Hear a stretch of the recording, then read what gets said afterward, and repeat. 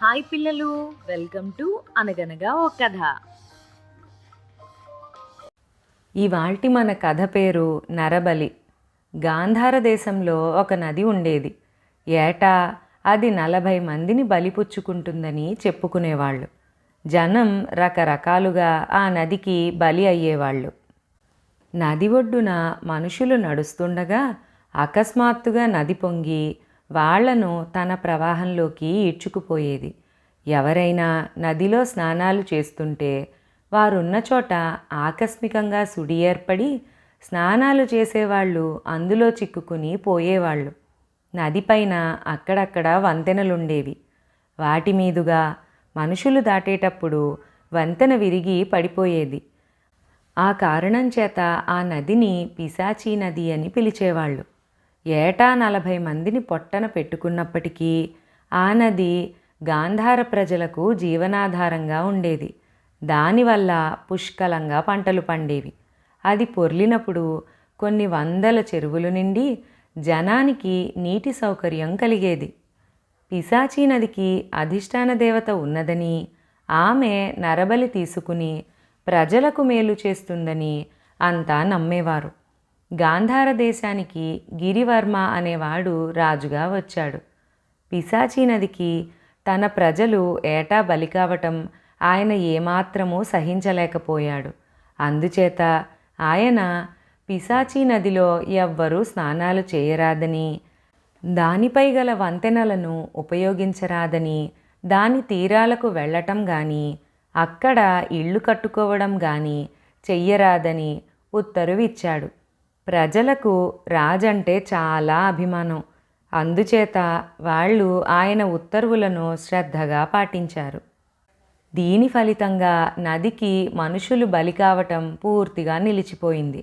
వరుసగా 2 ఏళ్లపాటు పిశాచీ నదిలో ఒక్కడు కూడా పడిపోలేదు. 3వ ఏడు నది ఎండిపోయింది.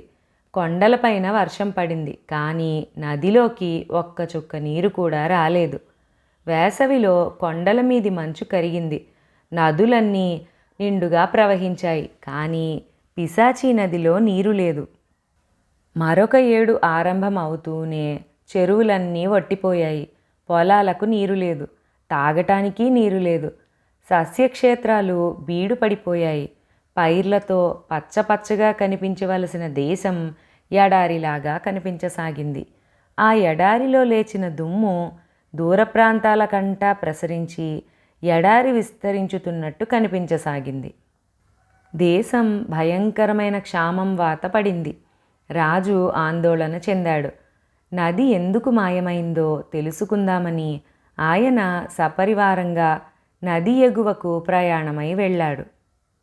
పిశాచీ నది కొండల నుండి దిగివచ్చే కనుమకు అడ్డంగా బ్రహ్మాండమైన కొండరాయి ఒకటి పడి ఉన్నది. దానిని తొలగించినట్లయితే నది ఎప్పటిలాగా ప్రవహిస్తుంది. కానీ అంత పెద్ద రాతిని ఎవరు తొలగించగలరు? ఎలా తొలగించటం? మహారాజా, ఈ కొండరాయిని అడ్డువేసినది మానవశక్తి కాదు, పిశాచీ మహాతల్లికే ఈ పని సాధ్యం. ఆ దేవినే ప్రార్థించండి, ఆమె దయ ఉంటే ఈ రాయి తొలగిపోతుంది అన్నారు రాజుగారి మంత్రులు. గిరివర్మ ఒంటరిగా కొండలపైకి వెళ్ళి పిశాచీ నదీ దేవతను ప్రార్థించాడు. తల్లి, నీ బలి నువ్వు పుచ్చుకో, నేను అడ్డు పెట్టను. కానీ నా దేశాన్ని మాత్రం ఎడారి కానివ్వకు. నా ప్రజలు ఆకలి చావులు చేస్తే నీకేమి లాభం అంటూ ఆయన కన్నీరు కార్చాడు. తరువాత ఆయన అక్కడే విశ్రమించి మగత నిద్రలో పడిన సమయంలో ఒక మహాశక్తి కలలో కనిపించి, రాజా, నేను మళ్ళీ నీ దేశంలోకి అడుగుపెట్టేటట్టు చేయాలంటే నాకు మామూలు నరబలి చాలదు. 40 మంది పండితోత్తములను బలి చెయ్యి, ప్రసన్నురాలినవుతాను అని మాయమైంది. రాజు ఉలిక్కిపడి లేచాడు. నది కోరిక ఆయనను చాలా కలవరపెట్టింది. అది వరకు ఆయన తన అధికారాన్ని వినియోగించి తన ప్రజలు నదికి బలి కాకుండా ఆపగలిగాడు.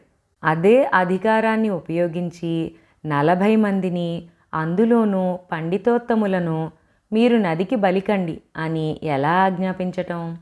విచారగ్రస్తుడైన రాజు తన రాజధానికి తిరిగి వచ్చి తన రాజ్యంలో ఉన్న గొప్ప పండితులందరినీ తన వద్దకు పిలిపించమని మంత్రులతో చెప్పాడు. మూడో నాటికల్లా అనేక మంది పండితులు రాజుగారి ఎదుట హాజరయ్యారు. రాజు వారినందరినీ లెక్కించాడు. అంతా కలిసి 41 మంది ఉన్నారు. అవసరమైన దానికన్నా ఒక మనిషి ఎక్కువే ఉన్నాడు. రాజు ఆ వచ్చిన వారితో, పండితోత్తములారా, పిశాచీ నది ఎండిపోయి దేశం ఎలా దుర్భిక్షం పాలైనది మీరు చూస్తూనే ఉన్నారు. నేను నదీదేవతను ప్రార్థించి ఆమె వల్ల వరం పొందాను. 40 మంది పండితులను తనకు బలి ఇస్తే ఆ దేవత మన దేశాన్ని కటాక్షిస్తానన్నది.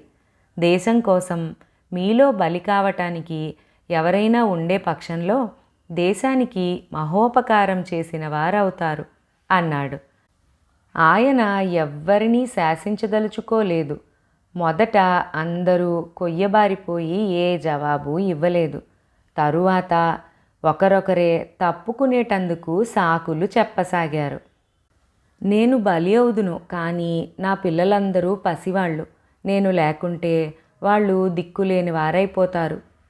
నేను ఈ మధ్యనే పెళ్లి చేసుకున్నాను. నా భార్య గర్భవతి. నేనొక మహాకావ్యం రాస్తున్నాను. అది సగం మాత్రమే అయింది అంటూ ఇలా తలా ఒక కారణము చెప్పి ఎవ్వరూ కూడా నదికి బలి కావడానికి ఒప్పుకోలేదు. కానీ చివరకు ఒకే ఒకడు, భగీరథ శర్మ అనేవాడు రాజుతో, మహారాజా, నేను బలి కావడానికి సిద్ధంగా ఉన్నాను. నా ఒక్కడితోనే తృప్తి చెందమని నదీదేవతను ప్రార్థిస్తాను. దేవత అనుగ్రహించవచ్చు అన్నాడు. రాజు ఆ పండితుడికి తల వంచి నమస్కరించి, మీ విన్నపం ఆలకించి నది పర్వతాలు దిగి వచ్చినట్టయితే మీ కీర్తి ఆచంద్రతారార్కం నిలిచి ఉంటుంది. వెళ్ళిరండి అన్నాడు. భగీరథ శర్మ పర్వతాల వద్దకు బయలుదేరాడు.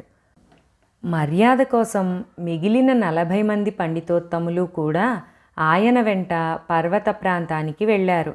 తన వెంట వచ్చిన పండితులు కిందనే నిలిచిపోగా భగీరథ శర్మ పర్వతంపైకి ఎక్కి వెళ్ళాడు. దిగువన నిలబడి ఉన్నవారికి తల ఎత్తి చూస్తే బ్రహ్మాండమైన కొండరాయి కనిపిస్తున్నది. దాని వెనుక నదీ జలం దిగ్బంధమై ఉన్నది. భగీరథ శర్మ ఏం ప్రార్థనలు చేస్తాడు, ఎలా నదికి బలి అవుతాడు? అతగాడి ప్రార్థనలకు అంతలావు కొండరాయి అడ్డం తొలుగుతుందా? ఈ విధంగా తమలో తాము మాట్లాడుకుంటున్నారు దిగువనున్న పండితోత్తములు. ఇంతలో వారికి పైనుంచి సన్నగా హోరు వినపడింది. అది క్రమంగా పెద్దదయ్యింది. అకస్మాత్తుగా కొండరాయి తొలగి బ్రహ్మాండమైన వేగంతో పర్వతపు చర్యకు తగిలి దారికి పెడ తొలిగి 40 మంది పండితోత్తములు నిలబడి ఉన్న చోట పెద్ద పిడుగులాగా పడిపోయింది. ఒక్క పండితుడి ప్రాణాలు దక్కలేదు. అందరూ బలి అయిపోయారు. భగీరథ శర్మ మాత్రం క్షేమంగా పర్వతం దిగి వచ్చాడు. పిశాచీ నది తిరిగి ఎప్పటిలాగే ప్రవహించింది. పిశాచీ నదికి ప్రజలు కొలుపులు చేశారు. చనిపోయిన పండితుల కుటుంబాలన్నిటికీ రాజు పుష్కలంగా భరణాలిచ్చి ఆదుకున్నాడు. ఇక్కడితో కథ సమాప్తం. మరిన్ని మంచి కథల కోసం అనగనగా ఓ కథ ఛానల్ని సబ్స్క్రైబ్ చేసుకోండి. మీ ఫ్రెండ్స్ అండ్ ఫ్యామిలీకి షేర్ చేయండి. మరొక మంచి కథతో మళ్ళీ కలుసుకుందాం. అంతవరకు సెలవు.